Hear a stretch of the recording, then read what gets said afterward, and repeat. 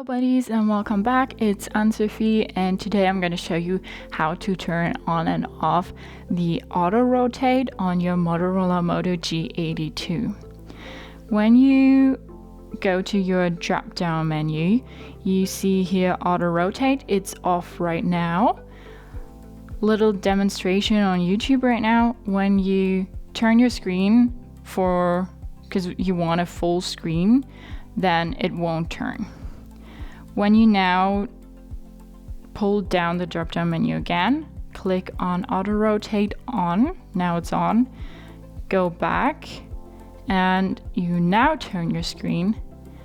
Then your screen will turn sideways and you can see and you can have like a full screen.